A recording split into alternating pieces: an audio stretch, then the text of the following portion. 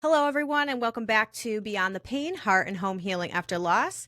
I'm not going to lie, I'm a little giddy today about this episode and this guest that I have here today with me because he is one of my favorite published authors. This man is incredible. People call him the world's most disciplined man. He's an entrepreneur himself, but he also helps other entrepreneurs and his business owners, scale their businesses, to seven figures plus. And like I said, he's also a published author to literally some of the best books I've ever read, including The Perfect Day Formula, which I have right here, and his newest book that just released called The Dark Side of Discipline, which I have the digital copy of, so I can't even show that. And that book is going to be our main topic today. So today I have with me the author of The Dark Side of Discipline, Craig Ballantyne. Craig, thank you so much for being on the show today. This is going to be a lot of fun. Thank you, thank you, thank you. Yeah, absolutely. So let's just get right into it. I'll start off by saying the first book by you that I read was The Perfect Day Formula. And it's literally the reason I have my day set up the way that I do right now. It's the reason I have been so successful with some of the habits in my life that are very important to me that I was never able to really, grasp or get a hold on or really put into my daily schedule. So even though I've always been like a productive person, that book really turned things around for me and helped me to, curate a schedule that allowed me to be super productive in a more organized way. So for people who are like myself, who really do want to be productive and get a lot done, the things that are important to them, but don't want to spend all their time and all their days grinding, from sunup to sundown, The Perfect Day Formula is for you, and it's such an easy read, and which is another reason why I love it. So I just had to throw that out there because that's the first book I ever read by you, and it was life-changing. What was the number one change that you made that really made an impact? So for me, the biggest habit I wanted to implement was working out, and not only working out, but working out first thing in the morning. And so along with this book, there's another book, and I actually have a podcast booked with her by Una Duncan, and her book is called Healthy AF, but it's all about habits and, learning to create those habits. And so with that book and this book tied together, for me, the game changer was waking up 15 minutes early in incremental, periods until I got to that every day I'm up out of bed at 5:30 a.m. Like no questions asked, like I don't hit snooze, you talk about all of that in that book. And that changed it for me because it sets the whole tone of my day. And so all of those things, working out is one of them, reading is another one. I've always wanted to read more. And I could just never quite figure out what that system looked like for me. So this book was able to help me take those things that were, I kept saying, really important to me, but couldn't really figure out how to get them, going in my life. Yeah, that's a classic case of people trying to find time. And you don't find time, you make time. And so what you did was you made time for what matters. And now you're able to do it. And that simple shift can free people up. Exactly. Yes, for sure. And that is one of the biggest things that I try to get across to people now, because I'm like, once that clicked in my brain, I was like, I can do anything I want, Right. it was liberating, to say the least. Awesome. So then you came out with this book called The Dark Side of Discipline, and it just resonates even that much more with my message, that I really try to get across to people, which is, all about where they're spending their time and, how to carefully curate our lives in a way that we're actually putting an effort where it matters. And so this book, took that passionate feeling of mine and that fire inside of me and just poured gasoline like all over it, honestly. And, you can you even say in your book, I love this quote, it's real success comes from focusing on what matters to you. And then you go on to say a few sentences later, the key to real success isn't grinding harder. It's designing your life so the right actions happen automatically. And I just love that because I think people, myself included, before I read this book, have always gotten that definition of what discipline is totally twisted. And not only do they get it wrong, like you talk about in your book, they potentially let it destroy their real achievements that they're trying to accomplish. And so you've said this many times, and I'm going to let you talk now. Your definition of discipline is putting level 10 effort into level 10 problems. So can you expound a little bit on like what that exactly means? Yeah, absolutely. So most people in life, we're very reactive. We see something on Instagram and, we're going down our path, and then we see something on social media and we're like, oh, maybe I guess, everybody's doing this, or that looks pretty cool. And we take this detour and we start putting a lot of energy and effort into it. But that's not what matters.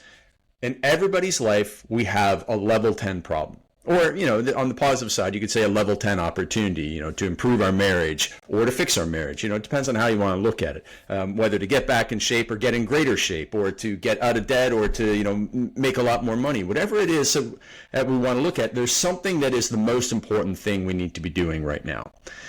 Most people, though, because that thing that's the most important, it's really hard. And, whether it's a difficult conversation with your spouse or your business partner or someone you work with or someone that works for you, people don't want to have difficult discussions, so they find all sorts of things to avoid it. And this can destroy your dreams. On the small level, you can go and start doing triathlons and working out twice a day and reading a book a week. But if your big goal and dream is to write a book, and all of those things are taking up all your time, and you never spend any time writing your book, you're letting the good. Exercise is good, but if it gets in the way of the great, it becomes a negative thing in some ways. So that's like on the small scale. Then what I saw among my friends, hard-charging males, was that they went so far off the deep end of seeing something on Instagram, seeing somebody do some feat of strength or some, feat of mental conditioning, like doing a long ice bath, that they started saying, well, I'm going to do all those things too. And they spent half their time doing those things that they saw on Instagram and half the time running their business, and no time on their family, and their wife walked out on them. And this happened to a few people that I know. And it breaks my heart because I'm a family guy, and I'm an old school, traditional, conservative type person who believes that family is the most important thing. And to see it be lost because you found out that people didn't think you were disciplined until you did their challenge on the internet, people's, strangers, and then you went down the rabbit hole of trying to impress strangers at the expense of your family, breaks my heart. And that's why I wrote the book. Yeah. Yes, I love that you said a level 10 problem, or you can call it a level 10 opportunity. I love that, because that's really what it is. It's opportunities right in front of us, and it's up to us to take advantage of them. And then another thing you just said that I love is to not let the good get in the way of the great, because like you said, these things, the working out or whatever it is, like, they're good things. They're not bad intrinsically, but when they're getting in the way of the great, that's when that, dark side of discipline is what your book is all about. Yeah, discipline can be a savior. It was a savior for me when I was a binge drinker. Discipline was a savior to a point, and then there's a very thin line where you cross over and it flips, and now you are a servant to discipline. And when you are a servant to discipline in rigid routines that interfere with what matter in your life, now you are letting the good destroy the great. And that's the big message, and that is something that it deeply concerns me, and I had to stand up and shout it and wave it because it's happening to a lot of people. Yeah, definitely. And because I'm on social media a lot, I'm an Instagram influencer. Like, I see it. I try not to spend a lot of my time scrolling Instagram, like, for that reason exactly, because I even catch myself, I have a message that I put out to people. Yeah. So do I. I mean, I see some guys doing things. Yeah, like, should I be doing this? Should I be posting that? And it's right. like, no, like, I gotta, hone in on what is my goal, what is my message, that kind of thing. So that resonates with me personally, on a whole nother level. Another thing you talk about in the book a lot is what you call the doom loop. And you talk about how, discipline is actually a matter of subtraction most of the time, not addition. And, it's normally not about adding more things on your to-do list. It's actually about literally removing temptations from your life and from your surroundings.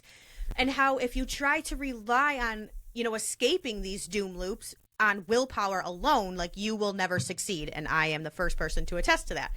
And then you give this incredible analogy that's always going to stick with me about a light switch. How in order to change what that light switch does, you have to literally go behind it, rip out the wiring, and replace it with something else. So can you explain to everyone, like, what is a doom loop, first of all? And can you expound on that whole idea of, like, relying on willpower is not enough, and that you actually have to like subtract and replace to build those habits for yourself. Yeah, absolutely. So listen, we've all been there with our hand in the bag of cookies or the bag of chips, and it's like, man, one more. Okay, I'm going to put it away. I'm just going to have one more. And, so that's like a doom loop on a, kind of an innocuous scale. Then there's the other doom loops where, I was in for a long time, whereas, okay, if it's Saturday, it means I'm drinking until Sunday. And, that's a doom loop that I needed to get out of through the process of elimination and subtracting. I needed to subtract alcohol from my life. I needed to subtract the toxic people whose only purpose in my life was to drag me to drinking. And they had to go. And then I needed to subtract myself from boozy environments. There were some people in my social circle that didn't need to go from my life, but what I did with them, I needed to, go hiking with them Saturday morning and not drinking with them Saturday afternoon. And so that subtraction was everything I needed. Whether if I added a cold plunge or I added a green juice or I added, reading a book a week, none of that would have changed my situation like subtracting the negative. And so the negatives can destroy us faster than any positive can improve us. And that goes for pretty much everything in life. And so if you are in the doom loop, if you're in that doom loop of, repeating negative behaviors all the time, what you need is some type of thing to come in and be a circuit breaker. And in most cases, that is figuring out how to do better planning and preparation. So that if you do have, you just end up binge eating cookies once a month, well, you know what? We just can't keep the cookies in the house. And if you find yourself with cookies in the house and starting to, eat the cookies, throw them in the trash. It's called junk food for a reason, right? And I know it sounds horrible to throw, my mom would say never, how dare you throw good food away? But, sometimes you just have to do that. You have to do something extreme that stops you from it. I have coaching clients that are addicted to Netflix and addicted to their email, and they give people access to their passwords, and the other people change the passwords and don't give it back to them until it's a certain time. Like, Sunday night, I have this one guy, his assistant changes his Netflix password and doesn't give it back to him until Friday. And wow. That sounds crazy to most of us, but when you are in the extreme doom loop, you have to have something that stops it. And so that then allows you to start changing the wiring. And when I wrote, I think it was the Perfect Day Formula, I talked about and how habits are ingrained in our nervous system. And I talked about when my father passed away in 2008, when I grew up, when I was a kid and all through high school, my dad kept a stash of candy beside the bed and he watched TV up there every night, for several hours. And I would go up as a kid and I'd see what my dad had. He had licorice and chips and chocolate bars and stuff like that. And so every single day from like the age of 7 until 17, the first thing I did when I got home from school was I went up 2 flights of stairs up to my parents' bedroom and I went and saw what my dad had. And so when my father passed away, it was years after I'd moved out, but I went home on the weekends to help my mom with his affairs and a bunch of stuff that he, kind of left messed up that we had to figure out. And I went home, and it had been 10 years since I'd lived there. And what did I do? Every single time I walked in the house, I went all the way up to the bedroom to see what was beside the bed, even though he had passed away for 2 months. It was so ingrained in my nervous system that when I go in the house, the first thing I do is I go to my father's bedside to see what candy is there. And we all have these habits in our lives. Like, maybe you grew up as like a latchkey kid, as many of my friends did in high school. They went home, they got a bag of chips, and they went and sat in front of the TV for 6 hours. That's what we did in the 80s and 90s growing up. And now, when they got their first job, they did the same thing for 5 or 10 years, and my friends got overweight because of it. And you might find yourself doing the same sort of thing because of childhood programming that you're doing now, and it's a habit that you're trying to kick that's the hardest one to kick because it's been so ingrained in your nervous system for so long. So what we have to do is we have to do the elimination. And that's the first step of the effortless discipline habit change is eliminate. Put as much friction in between us and the habit. How can we make it as hard as possible to do the bad thing? Then flip it and we replace the bad habit with a good habit and think, how can we make it as easy as possible to do the good habit?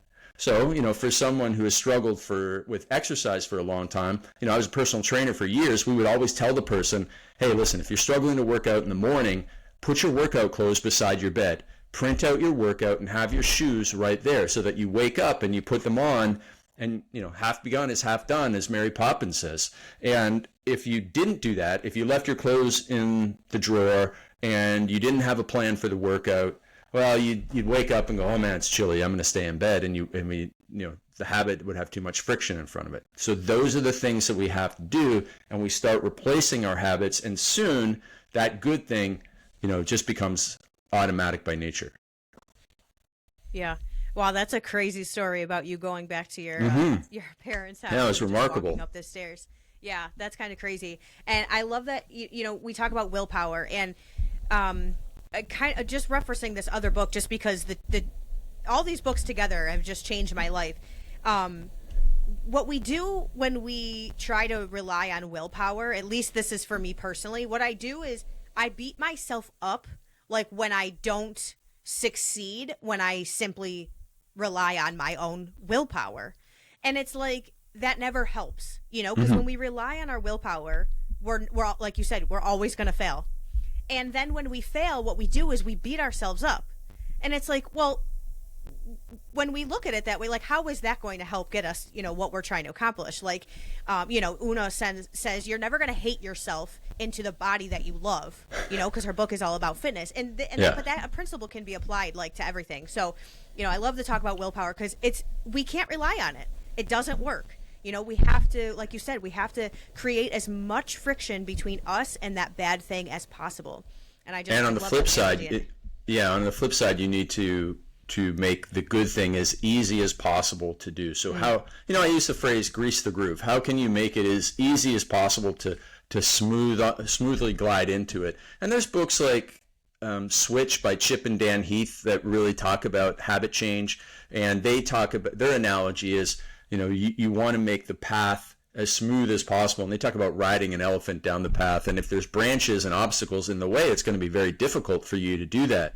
So you have to think about all of the things that are going to stop you. And then if you do get stopped, every single day you reflect back and go, how can I make it easier for me to follow through on the thing I'm trying to switch to tomorrow? So you get 1% better every day. And we talk about this in the Dark Side of Discipline. We talk about reviewing the movie of your life.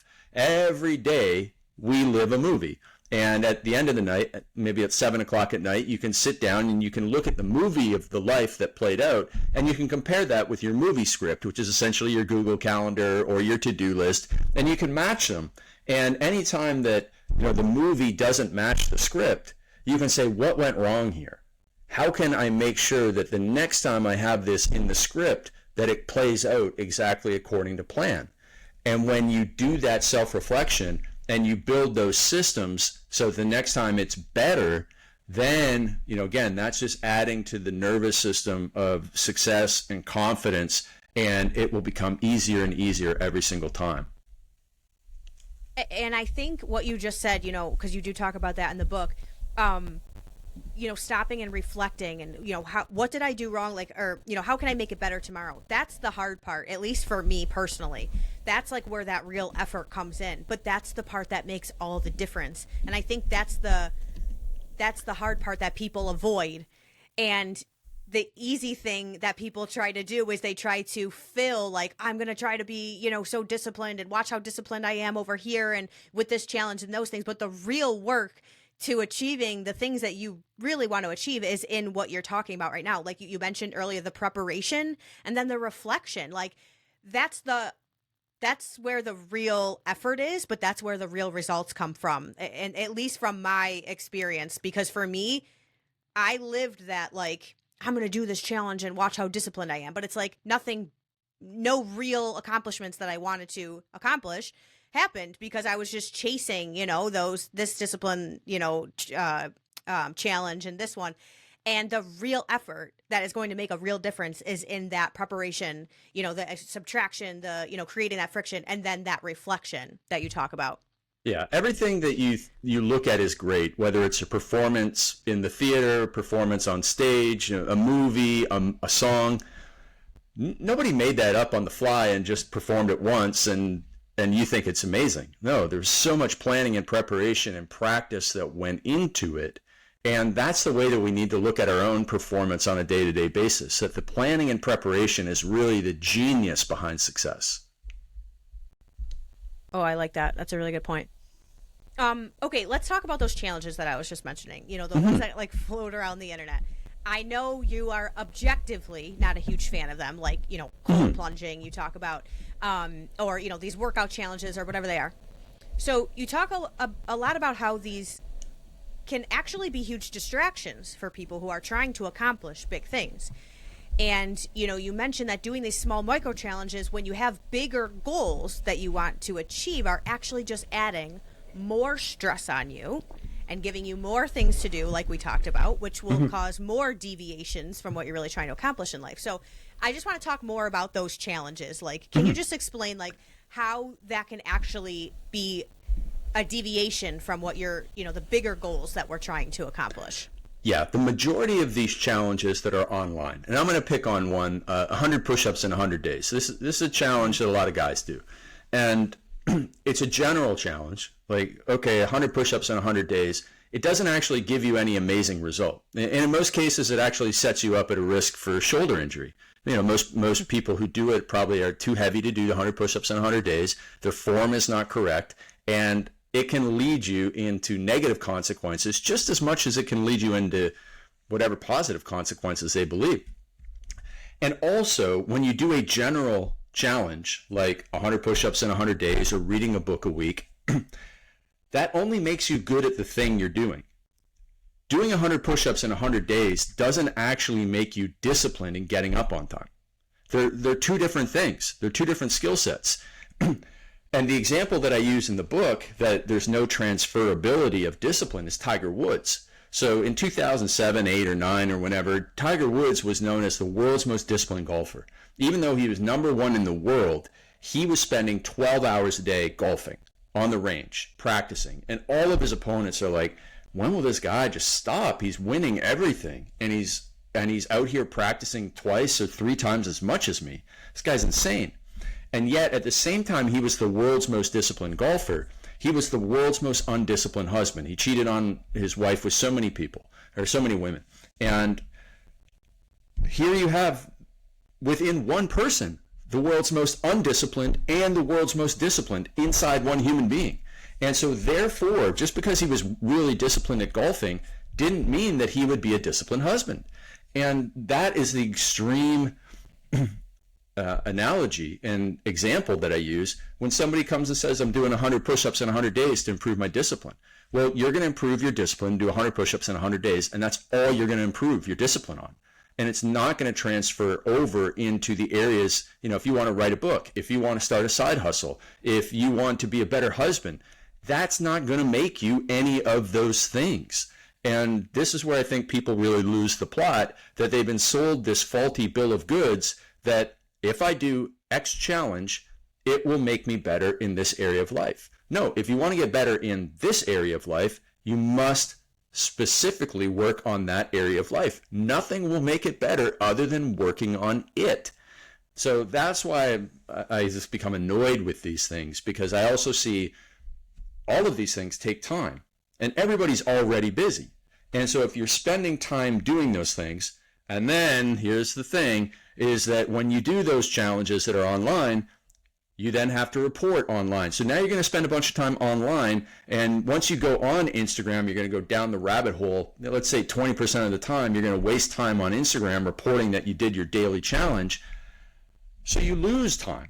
So not only do you not improve in the area that actually needs improving, you blow time that should be spent over here, working on the thing that you should be improving.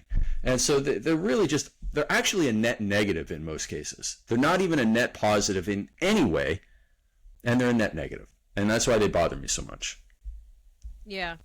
Yeah, that makes total sense, and I love that analogy that you gave. Even though it's a terrible one, but with Tiger Woods, like being disciplined in one area doesn't make you disciplined in another area. It just makes you disciplined in that one area.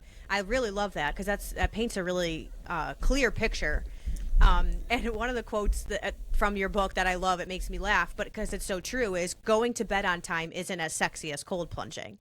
And No, it's not, but it's the most important thing. Exactly, and that's the thing is like people, they want to do these sexy challenges like cold plunging or these 100 push-ups in 100 days or whatever it is because they're sexier or they're trendier or they'll go viral more, and it's like, yeah, but are you trying to go viral or are you trying to accomplish, A, B, and C, whatever these big goals are?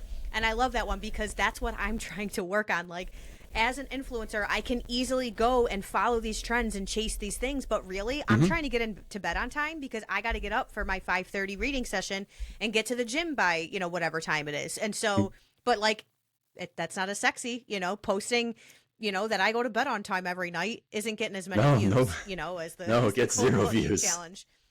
I've been doing this for 25 years, and nothing is more important than getting to bed on time. And when somebody's hair is on fire and they're a complete mess, 99 times out of 100, they do not go to bed on time.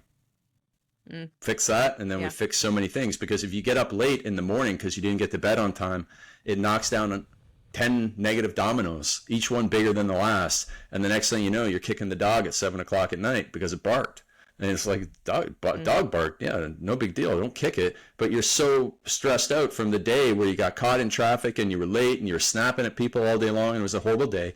All because you didn't get up on time. And the reason you didn't get up on time was because you didn't get to bed on time because you were watching too much Netflix or scrolling on your phone and you didn't have a system for getting to bed on time. You fix that and you fix all the negative dominoes the next day.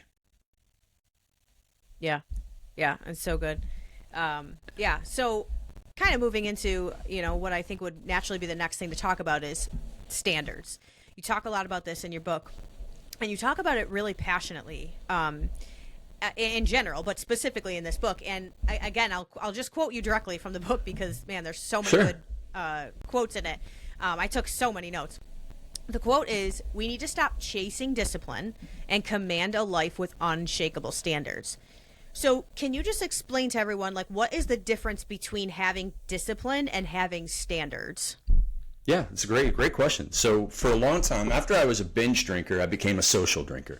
And a social drinker is the type of person who in their mind has the identity that sometimes they drink socially. So there were many times when I was a social drinker that I went out, for dinner, or, I met somebody at a business event and, like, let's go have a drink or something, or let's just go to the bar and hang out. And I knew that if I had a drink, I'd be tired the next day. I don't want to have a drink. If I have a drink, I'll probably end up having another drink, and then I'll probably end up eating some nachos or something and feeling horrible. So I really shouldn't have a drink. I don't want to have a drink, but oh my goodness, this person is peer pressuring me. And now there's all this energy. I should be paying attention to the person, but inside my mind, I'm like trying to come up for a reason not to drink and all the consequences that are going to happen if I have a drink. And it's exhausting. It's exhausting because I'm relying on discipline and white-knuckling willpower. And by that time of the day, you do start with discipline, willpower, and intention, and you have a lot of it early in the day, but nobody wants to have a drink with you at 7 o'clock in the morning. They only want to have a drink with you at 7 o'clock at night, or they only want to feed you chocolate cake at 7 o'clock at night when you have no discipline and willpower because it's been exhausted. Now, you flip it. And today, I am the type of person who does not drink alcohol. I'm just not interested in it anymore. And so I'm a non-drinker. That's my identity. Those are my standards.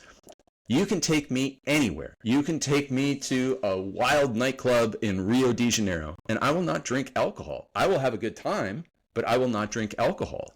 I can go to a fancy restaurant. I can go out with people who are, who order a $5,000 bottle of wine and, say, hey, on me, have a drink. And I won't have a drink because my standard is I do not drink alcohol.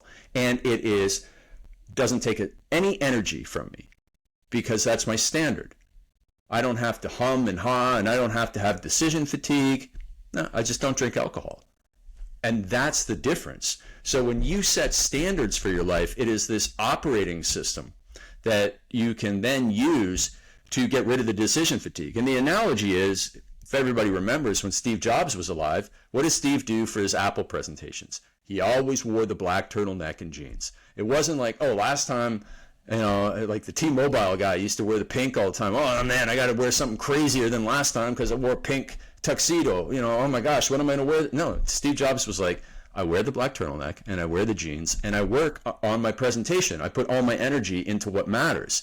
And it's the same with when you have standards for your life. Like I go to bed at 9 o'clock every night. So you can invite me out to 8 o'clock dinner, but I won't be there because I go to bed at 9 o'clock every night. I appreciate it. I will talk to you in the morning. I'll talk to you before you go.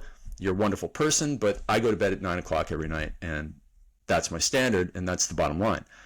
Or whatever else it is. I go to church every Sunday morning. You can invite me to golf, but I go to church every Sunday morning. That's my standard. That's bottom line. There's no more discussion. And so, there's a guy. You ever read the book Giftology by John Ruhlin? No, never read it. Okay, so John Ruhlin was a very famous guy in the Cutco knife space, and he became a very famous behind-the-scenes influencer. And he wrote a book called Giftology, and then he wrote a book called Beyond Giftology. Unfortunately, John passed away last year at the age of 44. He had 600, big name business people, like Ed Milet was at his funeral, like all these people, like massive influencers were at his funeral. And John never swore. And it was very interesting because the foreword to his new book, Beyond Giftology, was written by a guy named Cameron Herold, who's very famous in the business world. And, Cameron was always trying to get John to swear for some reason. Like, he thought it was funny. And John never took the bait. Cameron even said, I'll give $1,000 to your favorite charity. And I don't know why he kept on doing that, but he did. And John just said, no, I just don't swear. And, it was his standard. And I think that's what's missing from people today, that because they don't have standards, they will fall for anybody else's challenge. And that's a sad thing. And I think that when you have the standards, which are really your core values that define you, that define how you operate and exist in this world, and they should be timeless. And when you can get those right, man, you'll be on the fast track to success because you won't take any dangerous detours. Yeah. I love in your book you write standard becomes the law, and I love that because like you said, it's like you don't ask yourself, like it doesn't take you any energy to decide if I'm going to do this. That's what differentiates between those two things. I don't have to ask myself, do I feel like doing this today, or do I feel like whatever it is, fill in the blank. These conversations almost become irrelevant when you start talking about standards. I love that you use the phrase decision fatigue, because I feel like a lot of people struggle with that. And so, and I'm kind of asking this off the fly because I know I have a lot of people in my audience who probably deal with a lot of decision fatigue, because a lot of them are moms, homemakers. They just have a lot going on simply because of the nature of their life, but they also want to accomplish, great things, whether it's getting physically fit, or, they have hobbies or, things that they want to pursue, whether it's, I would really love to write a book one day. Like, I feel like I have a lot of people who follow me with dreams, with big dreams, like, oh, one day I really want to do this. So like, what would you say to those people? What would you say to the people who feel like they have these dreams, but they feel like the things that are in front of them, like, raising their families or taking care of the home or whatever it is, they feel like nothing is as important as that, but they still want to like accomplish these big things, if that question makes sense. This is this conversation we have every day in this house. So my we have 3 kids. We have 3 kids under the age of 3, and my wife is that person. And it is. We have a very serious conversation about this a lot. And there's a lot of things she wants to do. She wants to write a book for our girls about her values and building their confidence. So we have 2 girls. We have 3. She's age 3, 18 months, and then 7 months is our boy. So we have 3 kids. And being the mom is the number one priority to her, and taking care of herself. And so we work really hard to so first of all, we buy back her time, and we do have people come in and help. But still, like there's a lot of time that she spends with the kids, and there's a lot of things she wants to do. So what we need to do is that standards, you can't have 40 or 100 standards, right? We need to figure out, and we work on this, that what are the core standards? Like in business, you have like 5 core values. You don't have 15 because they need to be like something that anybody can remember off the top of their head. And so we have core values for our family, and then we set up her schedule, and we make sure that time is made for the most important things. And then if we are able to make time for some of these other projects, we can. But what we need to understand, and what she and I have agreed upon, is that there are phases of life and seasons of life that you go through. And we are, every time I tell people we have 3 kids under the age of 3, they say, "Oh man, you're in the muck," and we are. We just got, for the last week, the kids have slept like champs. Now 2 of them are sick, but our 7-month-old, we're doing the cry it out right thing right now, because he was sleeping in a room, and I was getting up 3 times a night. My wife was getting up twice a night, and it just wasn't working. We were pretty sleep deprived after a few months now, and so we decided, this is what we're going to do. And now we have made more time and made more energy for her to work on some of these things. But that was a season of life we were going through, and I had to sacrifice some things, and she had to. Now, once you have identified, your standards and your core values, and you have identified what season of life you're in, and then you have to figure out, here are the things I'm going to sacrifice, and then here are the 1 or 2 things that I'm going to make time for no matter what. And that's what you have to do. You have to sacrifice things now, because you can't do everything in this situation. You can't do everything on the to-do list. And my wife has a mighty long to-do list, and it's great. I love her ambition, but we know that she can't do this, and this. And so we have identified the 1 or 2 things for the next 6 months that she is going to spend. I wouldn't say her free time, but she is going to make time for these things, these projects that are going to be fulfilling to her, that are going to, provide a creative release for her. And you know what? I'm committed to supporting her and making the sacrifices I need to make sure that she gets the time for that. So at the end of the day, for everybody listening, is you can do amazing things. And if it means waiting 6 months before you do that amazing thing, and right now you focus on something else, and you only have you have a sliver of time to work on something, that's what it is. That's just the way that life is sometimes.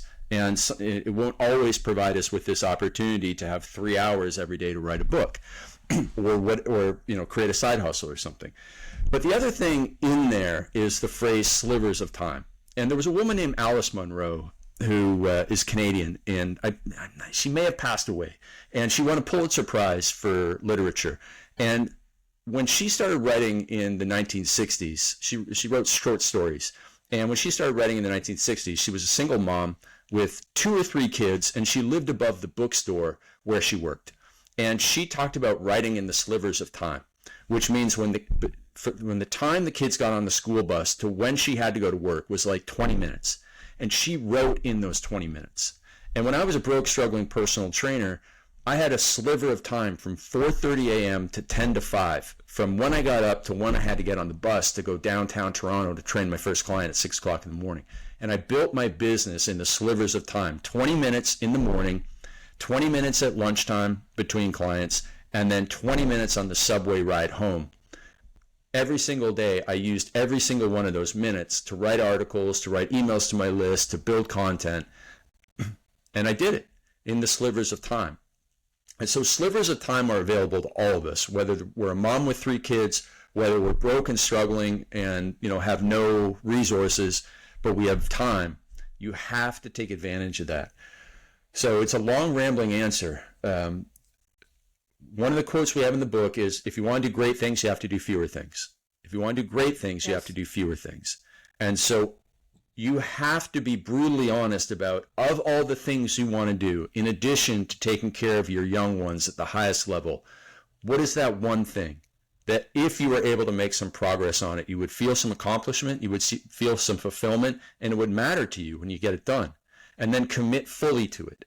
And then even when it gets hard, and it will get hard, because the longer you do it, the harder it gets. When you're writing a book, when you're creating a course, it's easy to start, but to finish it is brutally hard. To edit, to cut stuff out, to make it doesn't have to be perfect, but to make it good enough to take to market, that's where it gets really hard. And you have to commit to it and follow through. Otherwise, we have a friend who just kind of jumps from one thing to another, and they're constantly frustrated. And they could do a great job at any of the things they start, but they just darn won't finish, and it breaks our heart. And so that's what you have to do, is ruthlessly eliminate, choose the thing, and then ruthlessly attack it.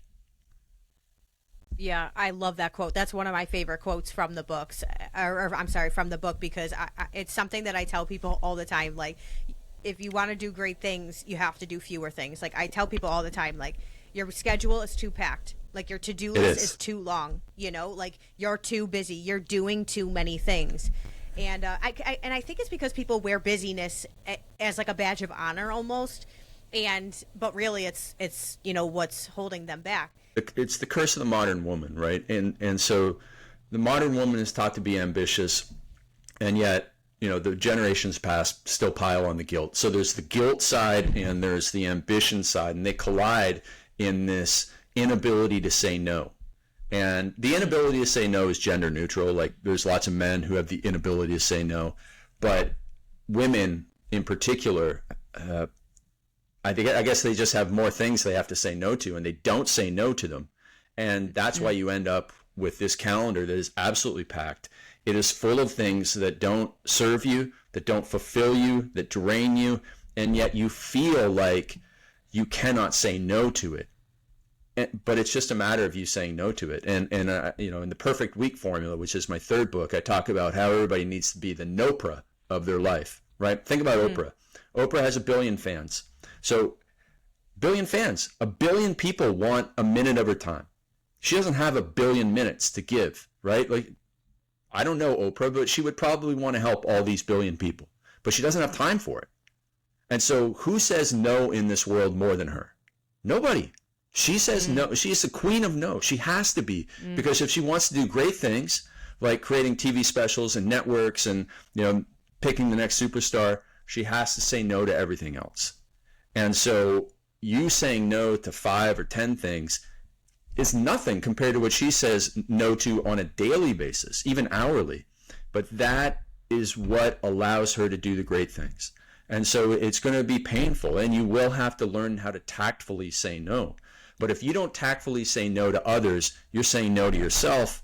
And man, you're just going to end up very frustrated, and it's going to bleed into a lot of areas of your life that don't deserve it. Yeah, that's good. Yeah, one of the other things that you talked about that I absolutely love and resonates with me personally is that slivers of time, because I'm guilty of that, unfortunately. As productive as I am in a day, and as much as I have structured my day, and I'm very disciplined in that way, I am guilty of not using those slivers of time like wisely. And I know we all have them. Like, we all have them. And so right, and Instagram gets all of them. Exactly. Or scrolling, or whatever it is. Right. Like, they get all of them. And so that I tell people all the time, I never use the phrase anymore, I don't have time for that, because it's not true. Instead, you'll hear me say, I'm not prioritizing that right now, because that's good. I have learned that I have time to do whatever I want. We all have the same amount of time, and I can't stand the phrase, I don't have time for that, because it's like, yeah, you do. You're just choosing not to do it, and that's fine. Like, that's your prerogative. You don't have to do what I do. But that's why I always say I'm not prioritizing that right now, because I could make the time if I really wanted to, and that's why I love that you brought up seasons of life, because what my life looks like right now sure as heck isn't what it looked like last year, and it's probably not what it's going to look like next year, and so we have to ebb and we have to flow with those seasons, and things will change, and that's okay. So absolutely. So, and you know what? So, I do want to plug something from the book, the Opal app. And again, this is not, I don't make any money from the Opal app, but the Opal app is highly recommended for people, because what the Opal app, it has 4 million downloads. It has a 4.8 star review from hundreds of thousands of reviews. And it is an app that allows you to block your phone from accessing social media, YouTube, text messages, phone calls, whatever you want, your email. And you can choose, it doesn't have to be all of it, so if you want phone calls to still come through, emergency phone calls, you can set it up. But you can stop yourself from like 5 p.m. to 8 p.m. having access to any of these online social medias, so that, that time you can be present with your family, or, from 2 to 5, so that that is the time that you work on your projects, and you can't go on YouTube and, go down the rabbit hole. And it's a very, very effective app that a lot of our clients use to take back their time. And this is the thing that will give you more slivers. I love that. Yeah, that's awesome. I definitely need to look into that for sure. I'm going to do it secretly to my husband too. Okay, so one last thing I want to touch on, and it should be quick, but one of the stories that you shared in the book is one that involved Ed Milet. You brought him up earlier. Yeah. And like you said, for those who don't know, Ed Milet he's also a coach. He's also an entrepreneur. He's a best-selling author. He's a podcast host, a speaker. He's so many things. He shared a vision that he had, which was him meeting God face to face, like after he died. And the reason I bring up this particular story is because a lot of my audience are actually grievers. I talk a lot about grief. Right. I had a big loss in my life. My daughter died about 2.5 years ago now, and so I talk a lot about grief on my platform and how it affects our lives. So this topic of death is it can be awkward sometimes, but it's something that's very near to a lot of the people who are probably listening today, actually. And the idea that it can happen at any time suddenly is also an idea that is, it also resonates with a large part of my audience. So first of all, can you just explain and share what that vision was and like what the significance was behind it? Yeah, I mean, it's a really powerful story that Ed tells. And, Ed is a man of faith, and he believes that when he passes away, he will meet God, and God will introduce him to the Ed Milet that he could have become. So Ed Milet at his best. And Ed says, every single day, my job is to get up and get closer to that version of Ed that, God created the potential for. And it's a beautiful story. And whether you're religious or not, anybody can understand that. They can understand the concept of their best self, that there is a best self that, and everybody here has been their best self in a situation, whether it was, a family argument and you were your best self, you took the high road, or a work conflict or whatever, where you just really like, man, I really did the right thing there, and I brought people together, and man, I'm really proud of myself. But there's also a lot of times when it's like, oh man, I ate 12 cookies there. That was not my best self, And so every day we should be aiming to get up and build the systems and have the standards and do the goal setting and get the accountability, so that we move towards being our best self. And should we pass on early, like John Ruhlin did last year, and that one hit me hard. I mean, this guy's got 4 kids. He's 10 years younger. Well, not 10 years, 5 years younger than me. And there's no reason that should happen, but it happens. And the thing we can control in our lives is how we act and what we do. We can't control other people, and we can't control what we see on, the stuff that is posted on Instagram. All we can control is ourselves. And so every single day we should work to be our best selves. And that story impacted me. It impacted my co-author so much that, we independently told that story to others for years. And we thought it was a very important part of the book, because it's a very important part of the message of building the standards that get you there. Yeah, definitely. And I feel like a lot of these things, get pushed off because people think like they just have so much time and they'll get to it tomorrow, and it's just, or next week or Monday or whatever. And it's just, and the point is, it's not to scare everybody literally to death. It's not that. It's just, you just don't know. And even if it's not you, it could be someone close to you, whatever. The point isn't to be afraid of death. The point is to, take hold of your life now, and don't wait for tomorrow. Don't wait for next week. Like, do it now. And that's something else. That's why I'm wearing a Success Love Speed t-shirt. Exactly. I love it. Because in this world of grief, like, people are, I know you lost your dad. I don't know exactly the story of, how you lost him, but a lot of people that I talk to and I deal with have lost somebody tragically, suddenly. It's jarring, and and it really shakes people up, and well, it doesn't always, but a lot of people that I talk to have Sure. that, that they're either so stuck, in the pain of it all and the sadness of it all, and they can't seem to get themselves up and moving, or they're like, I got to do everything and I got to do it now, because they've literally touched death, they've been so close to it. And so I love that vision was a part of this book, because like I said, it stuck with me. And I think about that all the time. And like I said, I have a lot of people in my audience, that we talk about end of life, and we also talk about how we can honor our lost loved ones while we're still here on this earth. That's a huge part of my message too. And I know that my ultimate goal is to put all these things that we've talked about today into practice for so many reasons, but specifically, that's the ultimate way that I can, honor my daughter, is by living, my life to the fullest. And so if you're listening to this and you listen to the show in general, more because of the grief side of things, know that building your life up in this way is like the ultimate way to like honor that person that you love and that you miss so much. But grief aside, just to kind of close things out here today, we have one shot at this, like we just talked about, we're given one life. And if you're listening to this episode, you're probably someone who doesn't want to waste that chance. You're probably someone who wants to make the most out of the time that you've been given.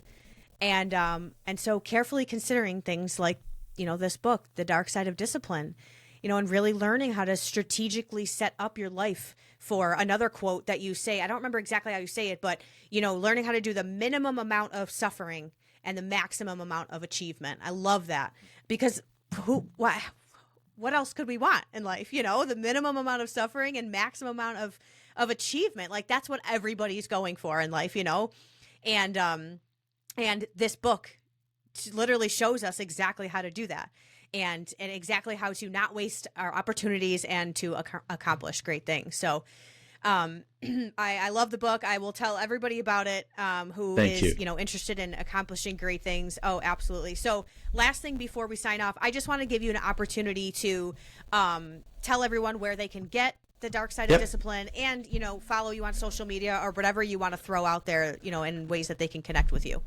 Absolutely. So darksideofdiscipline.com for the book, or Amazon, the audiobook I worked really hard at, so I'd love for people to check that out too.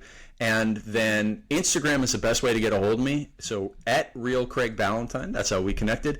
And then I'm also on LinkedIn as well. So Craig Ballantyne on LinkedIn, if anybody wants to contact me there. And I think the most important thing is to understand that you need to know where you're going, say no to everything else, and you can accomplish a lot even if you have great responsibilities.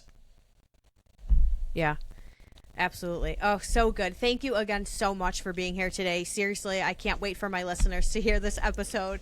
Awesome. Thank you all to everyone who's listening. Thank you for listening to this episode. I hope you all enjoyed it as much as I did. Be sure to like and subscribe for more episodes just like this one. I can't wait to chat with you all again really soon. Signing off for now, your hope dealer, Emmy Smaz.